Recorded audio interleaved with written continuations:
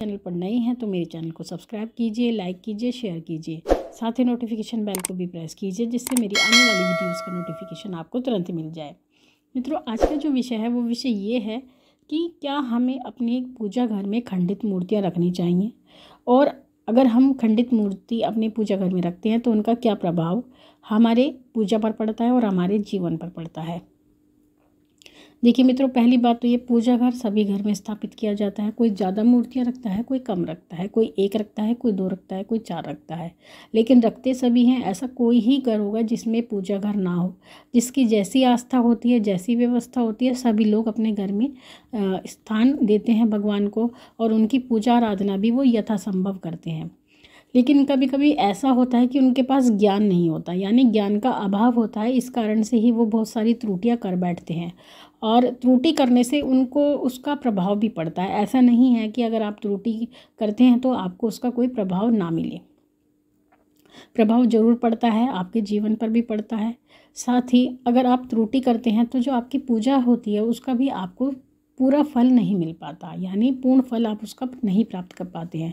परिश्रम करते हैं लेकिन फल प्राप्त नहीं कर पाते हैं। तो ऐसी परिस्थिति में जब आप पूजा घर स्थापित करते हैं अपना, तो कोशिश यही करनी चाहिए कि जो पूजा घर हो वो आपका अलग होना चाहिए, यानी सेपरेट होना चाहिए। वो ऐसा कमरा ना हो जहाँ पर आप उसमें रहते हों। कोई ऐसा स्थान दें जो आप प्रयोग नहीं करते अपने उठने बैठने के लिए, सोने के लिए, खाने पीने के लिए। लेकिन उसके बाद भी अगर आप ऐसा स्थान नहीं दे पाते हैं, आपके घर में ऐसी व्यवस्था नहीं है, जगह की कमी है, तब आप उनको एक ऐसा स्थान दें जो सबसे शुद्ध हो आपके घर में, यानी जहाँ पर सबसे ज़्यादा शुद्धता रहती हो। तो आपको वो स्थान भगवान को देना चाहिए। और उसके बाद में फिर आपको अपने घर के मंदिर में मूर्तियों की स्थापना करनी होती है। कुछ लोग मूर्तियों की स्थापना करते हैं, कुछ लोग फोटो की स्थापना करते हैं। तो जब वो स्थापना करते हैं तो उनको ज्ञान नहीं होता कि किस प्रकार की मूर्ति घर में हमें रखनी चाहिए, यानी कि हमें किस धातु की मूर्ति रखनी चाहिए और कौन सी मूर्तियाँ हमें नहीं रखनी चाहिए और किस प्रकार की मूर्तियों की हमें पूजा करनी चाहिए। सबसे पहले तो हम आपको बता देते हैं कि कभी भी आपको अपने घर में एक भगवान की ज़्यादा मूर्तियाँ नहीं रखनी चाहिए। आपको ये ध्यान रखना चाहिए कि हमें किस देव की कितनी मूर्तियाँ रखनी चाहिए। कई बार ऐसा होता है कि हमारे जो पूजा घर होता है उसमें एक ही देव की कई कई मूर्तियाँ हो जाती हैं, जैसे कि गणेश जी की 3-4 मूर्तियाँ हो गई, माँ दुर्गा की 2-3 मूर्तियाँ हो गई, या फिर भोलेनाथ की 2-3 शिवलिंग हो गए। तो इस प्रकार से काफ़ी सारे जो भगवान जी इकट्ठे हो जाते हैं। कई बार तो हमने देखा है कि किसी किसी के घर में 5-5, 6-6 लड्डू गोपाल जी होते हैं, युगल जोड़ी भी होती है। इतने सारे मतलब होते हैं कि वो पूजा सेवा आराधना में ही लगे रहते हैं, यानी उनकी सेवा इतनी ज़्यादा हो जाती है कि उनको पूजा करने का समय नहीं मिलता। तो वो उनकी सेवा मतलब सेवा में लगे रहते हैं और पूजा वो नहीं कर पाते हैं। लेकिन कहते हैं एक साधे सब सदे, सब साधे सब जाए, यानी अगर हम एक को ही साध लेते हैं तो और बाकी सभी देवता अपने आप सध जाते हैं।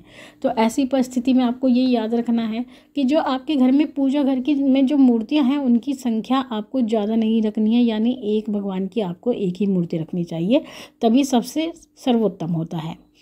दूसरी बात, अगर आपके घर में जैसे कि आप पूजा आराधना कर रहे होते हैं तो उस परिस्थिति में आपके घर में आपको ये ध्यान देना है, अपने पूजा घर में भी ध्यान देना है कि आपके घर में ये देखना है कि क्या आपके गणेश जी की कितनी मूर्तियां हैं।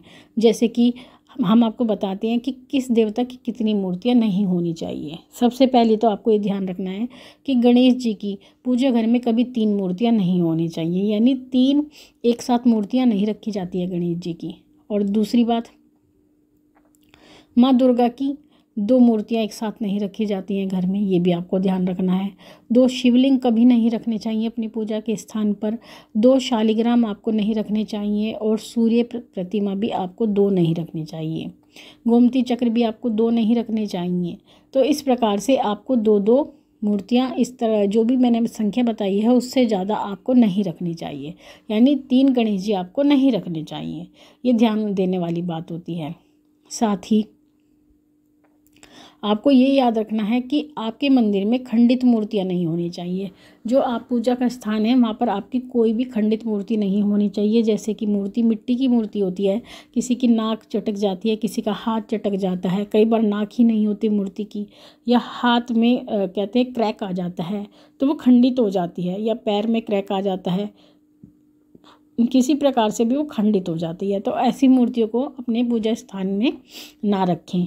साथ ही जो तस्वीरें होती हैं वो क्या होती हैं, वो भी खंडित हो जाती हैं। जैसे किसी की कोई तस्वीर होती है गल जाती है, दीमक लग जाती है, या फिर फ़ोटो फ्रेम उसका जो होता है वो टूट जाता है, कांच टूट जाता है, उसका जो पेपर होता है वो गल जाता है, यानी पुराना हो जाता है, फट जाता है, या कांच टूट गया, तो उसके बाद भी आप उस मूर्ति को, वो उस फोटो को अपने पूजा के स्थान पर रखते हैं, उसकी पूजा करते रहते हैं।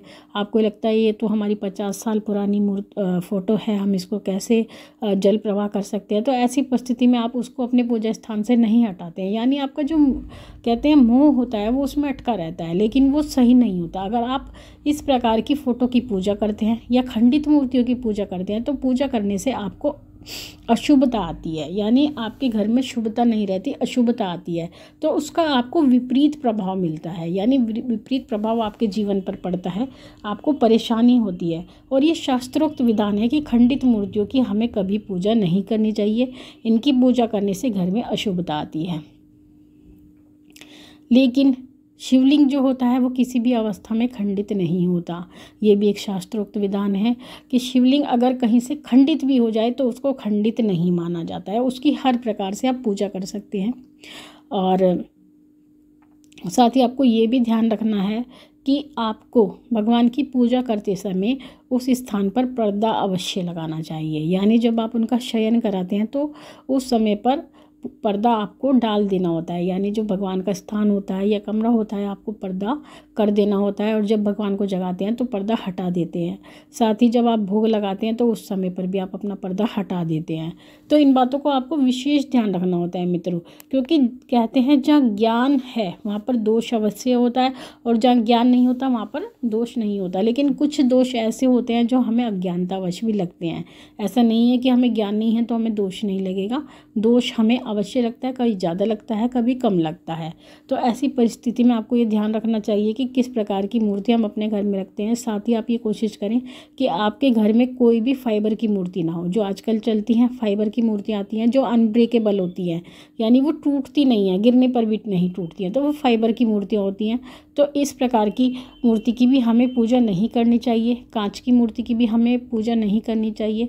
और जो काष्ठ की मूर्ति होती है, काष्ठ यानी लकड़ी की मूर्ति की भी हमें पूजा नहीं करनी चाहिए। और अगर ऐसा है तो वो आपको हटा देनी चाहिए, जल प्रवाह कर देनी चाहिए। साथ ही आपको जली हुई मूर्ति की भी पूजा नहीं करनी चाहिए। जली, जैसे कोई लकड़ी की मूर्ति अगर आपने रख रखी है और वो किसी कारण से जल जाती है, या फ़ोटो है उसमें आग लग जाती है, तो ऐसी फ़ोटो, तस्वीर की और मूर्ति की आपको बिल्कुल भी पूजा नहीं करनी चाहिए। उसका भी आपके जीवन पर विपरीत प्रभाव आता है और उसकी पूजा का आपको कोई भी फल प्राप्त नहीं होता है, क्योंकि जो खंडित मूर्तियाँ होती हैं, खंडित फ़ोटो होती है, उसमें ऊर्जा निवास नहीं करती है। ये भी आपको ध्यान रखना चाहिए। जो ऊर्जा का जो सबसे बड़ा स्रोत होता है वो धातु की मूर्तियाँ होती हैं, क्योंकि धातु की मूर्तियाँ सर्वोत्तम मानी जाती हैं। कोई भी धातु की मूर्ति आप रख सकते हैं, लेकिन लोहे की धातु की आप नहीं रख सकते हैं मूर्ति। आप अष्ट धातु की रख सकते हैं, पंच धातु की रख सकते हैं, पीतल की रख सकते हैं, चांदी की रख सकते हैं, सोने की रख सकते हैं, लेकिन लोहे की नहीं रख सकते। ये आपको विशेष ध्यान रखना है। तो इस प्रकार की मूर्ति की स्थापना आप अपने घर में करें। साथ ही एक ध्यान और दें कि आपको कभी भी उपहार में दी गई मूर्ति की पूजा नहीं करनी चाहिए, क्योंकि उसका आपको कोई फल प्राप्त नहीं होता है। तो कोशिश ये करें जो मूर्ति आपको उपहार स्वरूप मिलती हैं उनको अपने पूजा स्थान पर ना रखें और उनकी पूजा ना करें।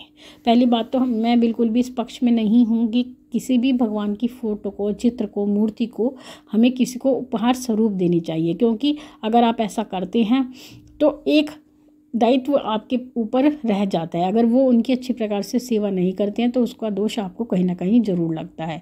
तो आप और कोई अन्य चीज़ें उपहार में दे सकते हैं, बहुत चीज़ें होती हैं मार्केट में, लेकिन आप भगवान को उपहार ना समझें, क्योंकि भगवान उपहार स्वरूप नहीं दिए जाते, ये भाग्य से प्राप्त किए जाते हैं। तो मित्रों, ये थी जानकारी आप सभी के लिए। माँ भगवती से प्रार्थना करती हूँ कि वो आपके भंडारे बढ़ती रहे, आपकी सभी मनोकामनाओं को पूर्ण करती रहे। आपसे फिर मिलती हूँ अपनी अगली वीडियो में। तब तक के लिए जय महाकाली, जय महाकाल।